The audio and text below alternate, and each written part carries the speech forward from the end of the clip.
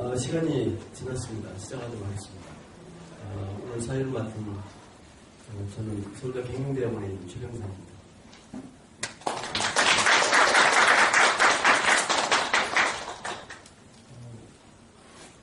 1시간 반 시간이 주어져 있는데요.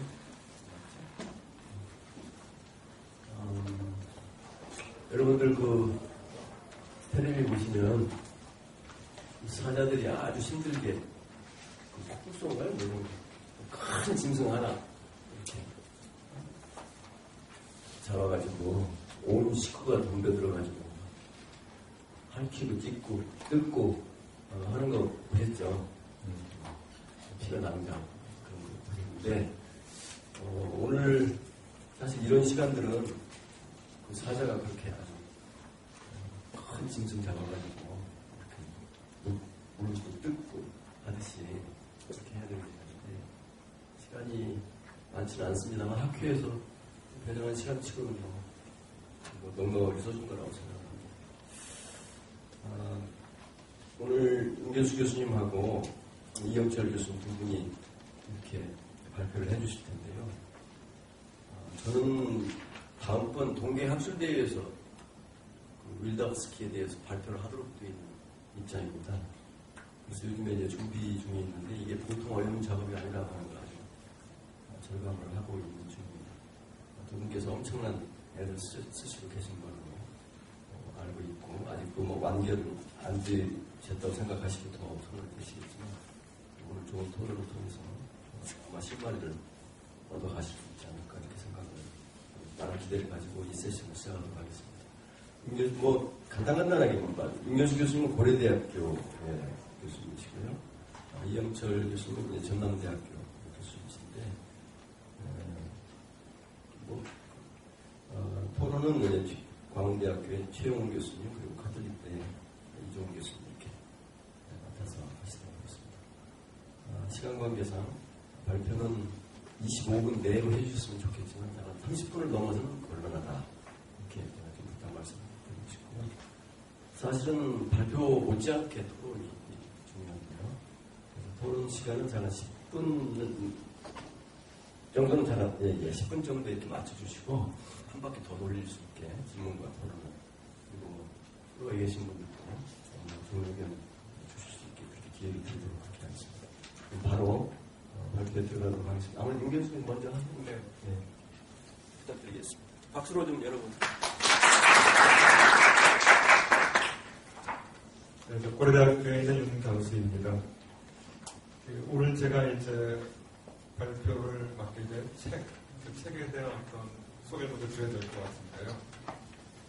정치학학교에서 이제 정치학의 이제 과장들의 소개를 하는 취지에서 선생님들한테 한 번씩 이렇게 말씀드렸던 것 같습니다. 그래서 마침 저한테 박홍식 교수님께서 말씀하셔가지고 제가 정치학을 제대로 전문 학자는 아니고 제가 제대로 아는 책들은 없는 것 같고 해가지고 이렇게 처음에 고사를 했었었는데 그래도 있지 않냐 물어보시길래 유일하게 아는 책 한 권이 있다고 했어요. 그때 뭐냐 물어보시길래 제가 데보라 스톤의 이 팔라시 페라고스라는 책이다 했더니 그 책이 괜찮을 것 같다고 이렇게 말씀하셔가지고 일단 작년에 이제 그 말을 듣고서 시작을 하게 되었습니다. 좀 아까 사회를 보신 최병석 교수님께서도 이렇게 참 정리하는 게 쉽지 않았을 거라는 말씀하셨었는데 책을 이제 그때부터 보기 시작하는데 안 읽히더라고요. 옛날에 한번 보기 봤었는데 다시 정리하면서 보려고 하니까 쉽지 않아가지고 보다 말다 하다가 이제 이번 방학 때 마지막 정리가 끝났습니다. 제목을 뭘로 할까 고민을 옛날부터 했었었고요. 그래서 제목을 그냥 합리적 행동의 비합리적 기원 이렇게 했는데 이 제목을 반대로 해도 큰 무리는 없습니다.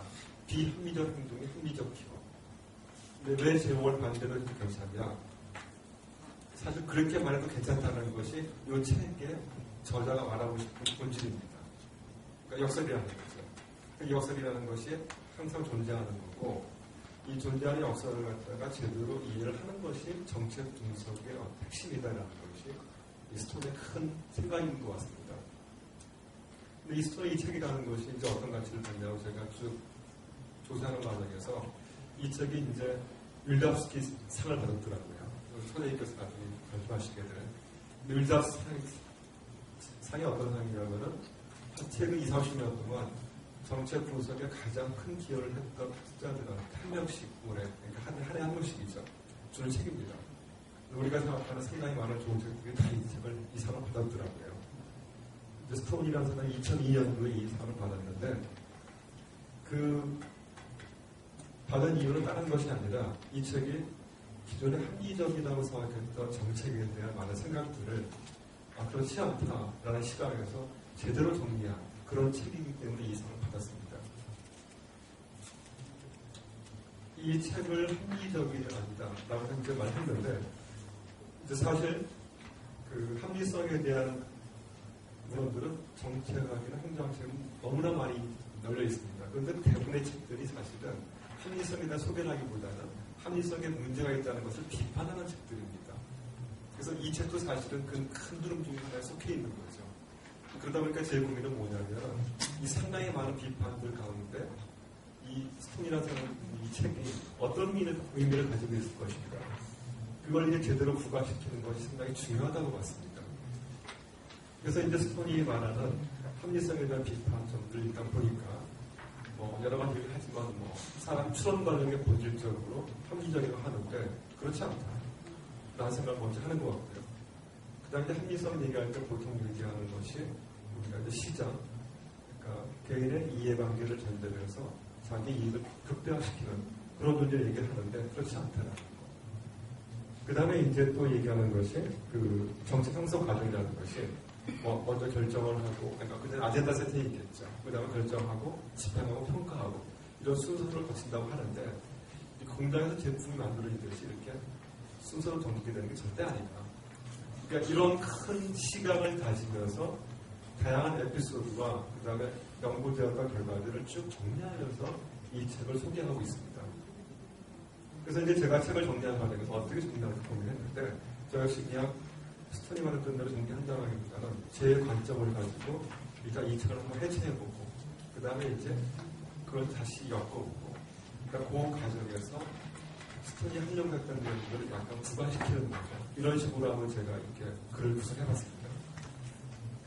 그 제일 처음에 스톤이 하고자 했던 본질적인 아이디어가 뭐냐면, 스톤의 방법이겠지, 이 사람의.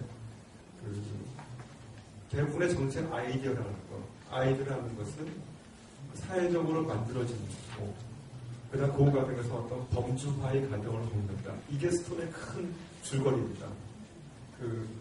좀 쉽게 말하면요, 우리 인간은 끊임없이 자기의 그러니까 경험의 한 부분에 금을 긋는 존재라고 합니다. 금을 긋게 되면 금을 중심으로 이쪽과 저쪽이 갈리는 거죠. 갈리게 되면 그걸 중심으로 범주가 만들어지고, 이 범주를 지지하는 사람과 반대하는 사람은 편이 갈립니다. 그래서 이런 큰 내용을 가지고 정책을 본 거죠. 아이디어는 뭐냐? 바로 그 금을 긋는 과정을 아이디어라고 본 겁니다. 그러다 보니까 스톤의 던진 관심은, 그럼 왜 그 사람들이 금을 그을까? 그 다음에 무엇을 가지고 금을 그을까? 그 다음 그 금을 어떻게 그을 것인가? 이게 스톤의 큰 관심입니다. 그래서 이제 왜 금을 긋는가라는 질문에 대해서는 이 스톤이라는 사람은 정책의 목표, 그런 제목을 달아가지고 얘기했습니다. 그래서 이 사람이 얘기했던 것은 금을 긋는 목적은 형평이 중요하기 때문에, 혹은 efficiency, 능률성이 중요하기 때문에, 혹은 예를 들어가지고 security, 안전이 중요하기 때문에, 혹은 자유가 중요하기 때문에, 이런 그 가치들이 중요하기 때문에 금을 긋는다고 했습니다. 물론 이런 가치들이 스톤이 살았던 미국의 맥락을 반영하는 거기 때문에 이게 복잡한 가치고 목표 인간하는 데서 의문의 여지가 있습니다. 하지만 스톤이 말하려고 했던 요즘 뭐냐면, 그런 금을 긋는 목적이 있는데 그것이 전부 다 사실은 다르게 해석될 수 있다는 거. 그러니까 그것이 하나의 금이지만 거기에 대한 해석은 상당히 다양할 수 있다는 얘기를 하고 싶은 것이 스톤의 본질입니다. 예를 들어가지고 우리가 능률성이다 얘기하게 되면, 스톤이 말하고 싶었던 것은 능률성이 존재하는 게 중요한 것이 아니고 이것을 누가 바라볼 것인가, 그 다음에 능률성을 어떤 식으로 측정할 것인지, 그다음 능률성을 구성하고 있는 여러 가지 하나의 개념들이 있습니다. 이것을 어떻게 해석할 것인지 이런 모든 것에 따라서 능률성 개념이 철저하게 해체된다는 거죠. 그럼 우리가 알고 있는 능률성 개념을 가지고 정책을 분석하고 대안을 설계한다는 것이 어떤 의미를 가질 것인가. 이제 거의 의문을 제기하는 겁니다. 그러다 보니까 이제 얘기하고 싶은 것이 모든 개념은, 모든 정책 아이디어는 그 아이디어가 토대하고 있는 맥락이 있다는 거죠. 그리고 그 맥락을 지배하는 규칙이 있습니다. 다시 말해서 동일한 개념이라 할지라도 그것이 다른 맥락에 들어가게 되면 다른 룰을 적용받게 되고 그 과정에서 생각이 달라질 수밖에 없고 달라이다 보니까 행위자들이 서로 갈등을 겪을 수 있다라고 하는 것이 스톤의 큰 얘기입니다. 자, 그렇다면 이제 금을 그는 목적에 대해서 이렇게 스톤이 설명하고서 그럼 이제 금을 그러면은 어떻게 보일 것인가 굉장히 중요하죠. 그러니까 무엇을 가지고 금을 것인가. 근데 이제 스톤이가 이런 생각할 수 있습니다. 그런데 현재 상태하고 아까 말했던 목표 상태 두 가지 상정했을 때 그 둘 간에 항상 갭이 있어요. 차이가 있다는 거죠. 그럼 그 갭을 줄이기 위한 것이 결국 뭐냐면은 아까 거기서 말하는 그 정책 수단이 되는 겁니다. 그러니까 무엇을 가지고 구할 것인가 했을 때 무엇이 되는 거죠. 그 다음에 이제 그 금이 갭이 존재할 때 자기가 어떤 주장을 하기 위해서는 가급적 그 문제가 상당히 중요하다고 남한테 보여주고 싶습니다. 그 금이 상당히 중요하다고 보여주는 그 방법이 여기서 스톤이 말했던 두 번째 금을 긋는 방식의 문제입니다. 그래서 처음에 이제 금을 그러니까 무엇을 가지고 금을 것이냐 얘기할 때 결국 이제 스톤이 말했던 것은 어떤 정책 도구 얘기가 한 것 같아요. 그래서 그 일상적인 것만 하게 되면 그래서 이제 상당히 다양한 정책 도구 얘기를 합니다. 뭐 이거는 개인의 권리도 있을 거고 그다음 인센티브 시스템, 유인 체계도 있을 거고. 그래서 이제 이런 모든 권리들을 갖다가 스톤이 얘기하는데 사실 더 중요한 건 뭐냐면 이 정책 도구에 대한 해석이 상당히 생충적이라는 거죠.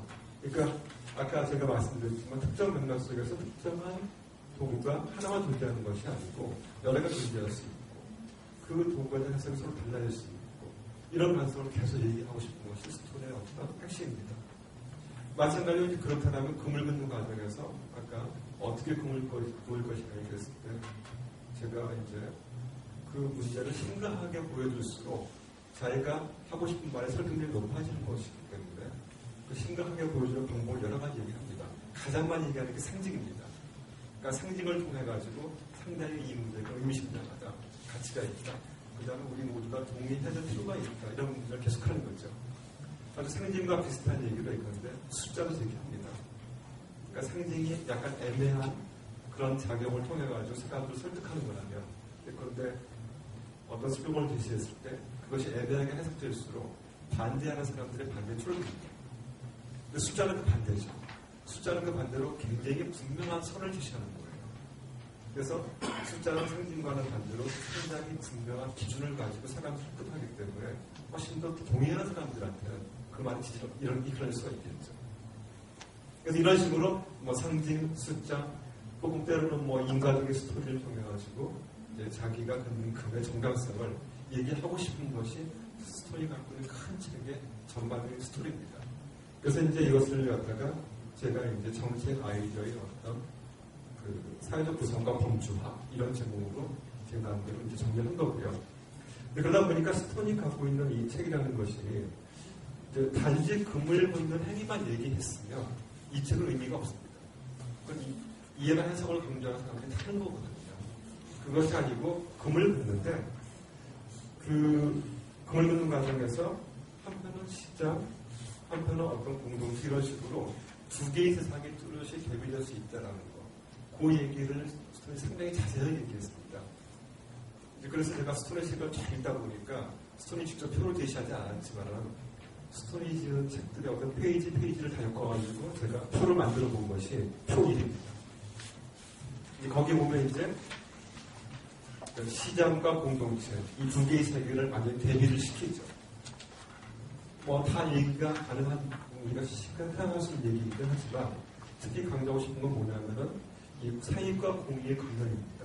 그러니까 시장에서 사익이라는 공익이라는 것은 사익의 어떤 상호작용의 결과로 봅니다. 블랙박스로 보는 거죠. 하지만 공동체 모형이 됐든 정치 공동체 모형이 됐든 정치 모형이 됐든 이쪽에서는 공익은 별도의 어떤 사회적 의지로 존재하는 거죠. 그렇기 때문에 사회 문제를 바라보는 것도 시장에서는 단지 이익이 충돌하는 과정에서 생기는 문제점을 사회 문제로 봤습니다. 그런데 공동체 모형에서는 그것이 아니고 사익과 공익이 충돌하는 것을 사회 문제로 본 거죠. 굉장히 다른 관점입니다. 그러다 보니까 문제를 해결하는 과정도 약간 마켓 모델에서 아주 쉽게 얻었습니까? 그냥 비용과 편익을 따져서 결정하게 됩니다. 그러니까 최소 비용, 최대 효과 이렇게 논리 따지겠죠. 하지만 공동체 모형에서는 사익과 공익이 충돌하는 것이 전제가 되기 때문에 왜 당신의 사익이 문제가 되는지, 왜 그 사익이 중요한지, 그래서 그 아이디어를 갖다가 공익과 대비시켜 설명한다는 것이 굉장히 중요한 관점이 되고, 또 그 설명하기 위한 모델과 이론들을 많이 개발해놨다라고 보는 것이 스톤이 자기 책의 어떤 한간에서 말하고 싶은 내용들입니다. 그러다 보니까 여기서 이제 가장 중요한 사회 문제 해결 방식이 시장에서는 예를 들어 분석이죠. 철저하게 계산과 비교, 이걸 전제로 분석이 되겠지만 공동체 쪽에서는 그것이 아니고 각종 비유를 활용하고 각종 유추를 활용하는 이런 어떤 설득의 과정이 굉장히 중요한 거 아니냐. 그러니까 설득을 아까 나눈 사람들은 분석적인 설득, 해석적인 설득 상당히 다양하게 나누지만 적어도 이 책에서는 그 분석과 설득을 서로 대비되는 메타포로 썼습니다. 마치 시장과 공동체를 서로 비교해서 메타포로 쓴 것처럼요. 그래서 이제 중요한 것이 결국 현실의 세계는 공동체에 훨씬 가깝고 공동체에서 설득이 상당히 중요하고 설득의 과정에서는 비유와 유추를 상당히 적극적으로 쓰게 되고 그러다 보니까 비유와 유추의 어떤 근거가 되는 정보나 자료에 대한 해석이 중요하고 그 다음에 이 해석의 과정에서 그 해석을 사람들이 얼마나 동의했느냐 이런 것들이 상당히 중요하다는 거죠. 그래서 이제 이 두 개의 관점을 대비시키면서 현실은 공동체에 가깝다. 그래서 합리 모형에 적용될 여지가 상당히 제한되는 거 아니냐라는 것이 스톤의 관점이었었고, 자 그렇다면 현실의 공동체 혹은 현실에서 도대체 우리가 이해나 해석을 한다고 했을 때 어떤 식의 해석이 가능할 것이냐 라고 지금 던질 수가 있습니다. 그때 이제 스톤의 관점은 뭐냐면은 해석을 보니까 혹은 이해 과정을 보니까 항상 뭐가 충돌하고 있다. 이 충돌을 갖다가 표현하는 개념이 역설입니다. 그리고 이제 이 역설에 대한 이 개념을 갖다가 스톤이 굉장히 다양하게 아까 서론에 그랬던 자기 책의 2장, 3장, 4장에서 굉장히 다양했습니다. 근데 저도 이제 역설은 아니지만 그 딜레마에 대한 그 이론이나 개념을 갖다가 제가 계속 공부를 해왔기 때문에 저 나름대로 사실 이 책 처음에 봤을 때 부담이 있었는데 다니고 나서 굉장히 기뻤던 것이 딜레마에 대한 생각을 상당히 많이 제가 이렇게 보완할 수 있었습니다. 그래서 이제 역설과 딜레마를 구분을 했지만 그냥 서로 상충적인 해석이 존재하는 형태라는 어떤 가정을 깔고서 이 스톤의 책을 다시 봤어요. 다시 봤더니 스톤이 나름대로 정리한 역설의 딜레마가 크게 4가지 패턴이 있는 걸 발견했습니다. 그 발견한 패턴이 표 2로 정리되어 있습니다. 처음에는 한 개념과 반대되는 다른 현상이 존재하는 겁니다. 예를 들어가지고 그런 거죠. 민주주의를 성취하려면 민주주의를 약간 뭐라고 할까요? 그러니까 통제하는 다른 질서가 필요하다. 사실 이 두 가지가 동시에 존재해야지만 민주주의가 가능하다. 이런 말 하거든요. 이건 뭐냐면은 한 현상과 그 현상과 반대되는 현상이 공존하는 거죠. 그래서 이제 이런 형태의 적이 있고, 예를 들어 가장 대표적인 경우는 평등을 보장하기 위해서 아무래도 불평등에 필요한 거 아니냐, 평등에 대한 제약이 필요한 거 아니냐, 이런 식의 관점이겠죠. 그 다음에 두 번째는 뭐냐면, 제가 말 그대로 우리가 이 결국은 딜레마의 역설입니다. 한 개념하고 다른 개념이 충돌하는 겁니다. 이제 많이 봤던 것이 이제 그런데 뭐 효율성하고 풍동하고 계속 충돌한다라는 거. 아니 효율성하고 안전이라는 거. 우리 세월호 경사에서 많이 봤었죠. 안전이랑 가치가 계속 충돌한다는 거. 그 다음에 안전이랑 자유가 충돌하고 자유와 평등이 충돌하고 이런 것들입니다. 그러니까 이건 우리가 이 기바와 어떤 충돌이나 역설의 표현 방식입니다. 그 다음에 세 번째는 뭐가 있냐면은 하나의 개념을 구성하는 하위 개념들이 서로 충돌하는 거죠. 예를 들어 좋은 규칙이다 했을 때는 뭐 규칙의 조건 중에 두 가지가 있습니다. 하나는 상황에 맞게 그 규칙이 계속 신축성이 바뀌어간다는 조건이 하나 있고 다른 하나는 규칙은 항상 엄격하게 그러니까 아주 엄격한 원칙을 가지고 적용되는 규칙이죠. 이 두 가지 규칙이 사실은 둘 다 좋은 규칙의 조건이라는 겁니다. 그러니까 뭐냐면 하나의 개념을 구성하는 하위 조건도 충돌하는 거죠. 효율성 같은 경우도 효율성을 갖다가 비용 효과로 따졌을 때 비용에 대한 컨셉과 효과에 대한 컨셉, 그다음 비용에 대한 컨셉에 대해서도 그걸 구성하는 하위 컨셉들이 계속 충돌하고 있습니다. 그래서 이런 것들을 갖다가 보여주는 것이 세 번째 방식입니다. 그 다음에 네 번째는 이거 제가 가장 눈여겨봤던 겁니다. 뭐냐면은 한 개념과 다른 게 충돌한다는 다른 것이 아니고 한 개념을 포함하고 있는 상위 맥락과 또 다른 개념을 포함하는 상위 맥락이 서로 충돌한다는 거죠. 그러니까 사실은 맥락의 충돌이 마치 개념의 충돌인 것처럼 비춰졌다는 겁니다. 그래서 이제 네 번째 얘기 하다 보면 예를 들어가지고 뭐 가장 많이 얘기하는 거죠. 효율성이 적용되는 조건들은 사실은 상당히 우리 가상적으로 추상적인 조건을 얘기하는 겁니다. 그 다음에 이제 그것이 아니고 예를 들어가지고 진짜 효율성이 이제 현실에 작동될 때는 그건 우리가 가정적으로 만든 그런 맥락이 아니고 현실의 이해관계를 중심으로 맥락이 되는 거죠. 그러니까 서로 다른 맥락이 사실은 충돌하는데 마치 그것이 개념의 충돌인 것처럼 비춰지는 겁니다. 그래서 이제 이런 네 가지 가능성을 얘기를 했는데 제가 그냥 눈여겨봤던 것은 네 번째입니다. 사실 앞에 세 가지를 보니까 두 개가 충돌하는 것이, 그러니까 두 개의 해석체계가 두 개의 개념이 충돌한다는 것이 다른 게 아니고 사실은 두 개의 맥락이 충돌하는 거 아닌가 이런 생각을 많이 했었었고 실제로 이제 그런 관점에서도 대한민국 학자들이 반영을 해왔습니다. 여기 이제 사회보신 최건수 교수님 계신데 선생님 제가 그걸 옛날에 읽어보니까 이제 김영삼 정권 때 정책 갈등, 조정이 안 되는 이유가 우리가 쉽게 이제 합리 모델이나 우리 뭐 예를 들어가지고 시장 모델에 따르면 서로의 대안을 갖다가 합의점 못 찾는 이렇게 많이 접근을 하는데 그때 선생님이 쓰신 내용 보면 그것이 아니고 사실은 민주화를 추구해야 되는 그 맥락하고 그 다음에 개혁을 추구해야 되는 그 맥락하고 두 개의 콘테스트가 사실 충돌하기 때문에 실제 정책 결정이 잘 조정이 안 된다. 이런 식으로 이제 스토리를 만드셨었어요. 근데 저희가 실제로 이제 실제 현상에서 정책을 얘기할 때 그런 것이 오히려 훨씬 더 비일비재한 거 아닌가. 우리가 이제 대안을 얘기하고 변수를 얘기하지만 사실은 그것이 아니다라는 생각을 제가 많이 했었고 스토리식을 통해서 확인을 했었습니다. 자, 그러다 보면 이제 남는 문제죠. 어떻게 할 것인가. 그래서 이제 제가 이제 쭉 스토리 관점을 따르게 되면 이런 의문을 제기할 수 있습니다. 과연 그러면 서로 충돌하는 걸 어떻게 해소할 것이냐. 너무 당연하게 생각하는 질문들입니다. 그리고 사실 그런 질문에 대답을 못하면은 이건 좋은 책이 아니다라고 이제 하는 거죠. 그런데 사실은 그런 질문 자체가 상당히 합리적인 생각의 전제를 두고 했던 질문이라고 저는 보고 있습니다. 스토는 어떻게 상충성을 해결할 것인가 거기에는 관심이 없습니다.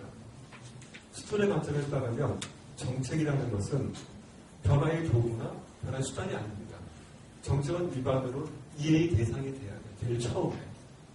일단 정책을 이해를 해야 되고 그 다음에 정책 과정에서 나타났던 어떤 현상들을 해석을 하고 그 다음에 그것이 기반에 대해서 추가적으로 예컨대 변화를 위한 도구를 쓰든 혹은 이제 예를 들어 중립변수, 종수변수 관계를 따져가지고 나중에 어떤 도작을 하든 그 다음 문제일 수 있다는 거죠. 스톤의 문제는 스톤의 질문을 중심적으로 포인트 중에 하나 뭐냐면은 정책은 철저하게 일단 이해 대상을 해보자는 거죠. 어떻게 이해할 것이냐? 많이 나왔지만 해석을 통해서 이해하자는 거고요. 그 다음 해석을 하기 위해서는 정책에 기반이 되는 정책 언어를 해석해야 된다는 거고, 정책 언어는 많은 경우 상징으로 되어 있기 때문에 상징을 해석하는 방식을 통해서 정책을 이해하는 것이 가장 중요하다. 이것이 스톤을 갖고 접근하는 첫 번째 얘기입니다. 그 다음 두 번째는, 그러다 보니까 정책을 우리가 분석을 할 때 지나치게 변수 중심으로 접근하는 문제가 있다는 거죠. 정책은 정책을 포함하고 있는 맥락에 대한 얘기를 먼저 해야 되는 거 아니냐. 그래서 변수나 행위자 중심의 접근이 아니고 그것을 포함하는 맥락을 중심으로 일단 얘기를 끌어가야 되고, 그 맥락이 제도가 되었건 역사가 되었건 그건 학자의 관심에 따라 달라질 것 같긴 합니다.